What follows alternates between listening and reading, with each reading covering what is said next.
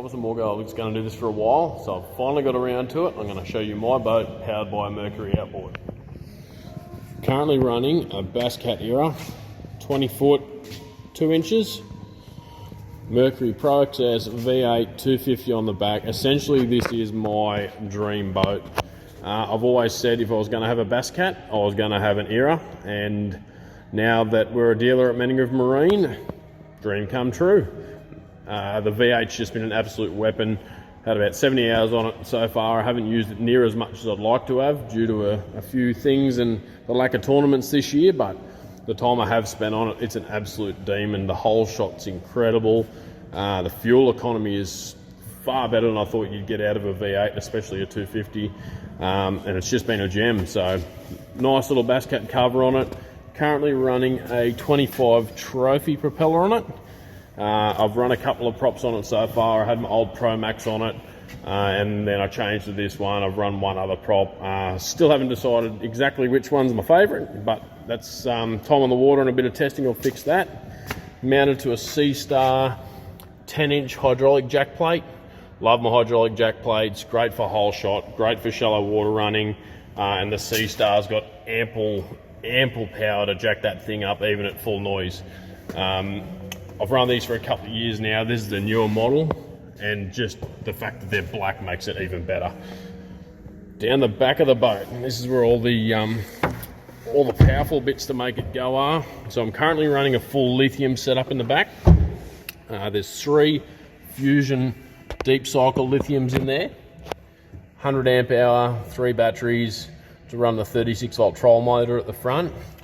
And over the other side there, I've got a DCS Deep Cycle Systems 100 amp hour battery as well. I did a fair bit of research when it came to these guys, and it was one of the only 100 amp hour deep cycle batteries that were guaranteed or actually stated that they're also 1,000 crank amps. So 1,000 crank amps to start the big girl over nice and easy, and 100 amp hour, which is more than enough to be able to start all the electronics on it, or keep them going all day anyway.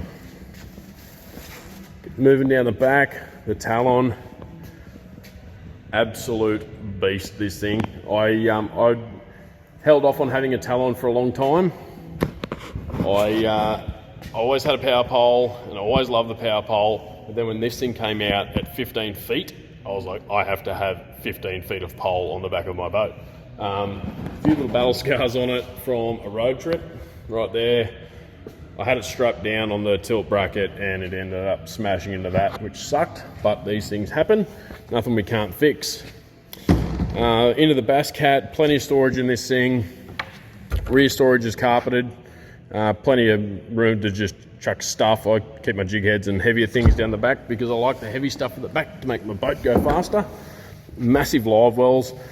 You look in there and they don't look enormous because of the triangle hatches, but all the way down in there where the cull tags are is super deep. If I catch little brim, then they pretty much hide in there as well. At the helm, Mercury Smartcraft Vessel View 7. Tells me everything I need to know on the Mercury, all the running, all the fuel usage, temperatures. It's got integrated GPS as well, so I get the exact mileage that or kilometers per litre that we're running at. These really cool, I don't really even see them there. It's an option from Basscat, the Isota paddle trim and jack plate paddles on there. Instead of the old Pro trim, we've got these guys and they look sick. Hot foot as usual. I've only got the standard mechanical shift and throttle cables on this guy. Opted out of the digital, I'm not sure why, just made it a little bit cheaper for me. Works just as good there, actually digitally actuated now. So although they're not an actual digital shift by fly-by-wire, it's just a cable that runs to an actuator down under the cowl for the gear shift and the throttle, and it nearly feels like digital anyway. Plenty of storage in the big girl. Storage hatches under the seat to chuck anything that's sort of ropes, bits and pieces. The one really cool thing about the Basscat is the ample cooler space. So we've got this guy here, main esky. It's a bit wet in there at the moment. I actually use that more for storage of bio baits and leader, especially when it's hot. We've got the Eyra glove box plenty of room to just chuck stuff. Sun cream, pliers, towels, rags, bits and pieces. And under that, we've got another big cooler. So I've got my big water bottle in there, keep my drinks cold. And then under the other seat, same thing, more storage. Passenger side storage there as well to chuck all their gear. And a nice little glove box underneath. Second console, this is actually a removable console. They've got a little lever up there, or two little levers, three little levers. You can undo that and actually take the console out for if I get a non-boater that I don't like. Scissor holder, dual rod lockers, starboard side to chuck all the gear, life jackets, safety gear, first aid kit, the whole show. And then you got the tackle storage. So massive tackle storage in this thing. I run boxes there and boxes there, just the 3700 size, and then the rest of it's for plastics, spinnerbaits, bits and pieces. Net storage in there that I don't ever use because I've got to get in there to get it, but it's probably handy to have a spare one because I've got a tendency to lose it. Nice little day box at the front, just to chuck anything that I think that I'm going to use for that day or that tournament often goes in that one. Nice and handy to get to, right next to your feet when you stand on the troll motor. And then the rod locker. So we've got 9 tubes up in there, I think it is. And then I can lay a whole heap down lower as well. To the electronics on it, I'm running a 3 Humminbird setup. So I've got a Humminbird Helix 12 MSI G3 at the helm. I use that guy for all my side imaging, down imaging, and GPS. I've got an X-grip mount for the iPad, so if I ever want to run some, say, satellite mapping or for the live stream, I can chuck my iPad in there and away we go.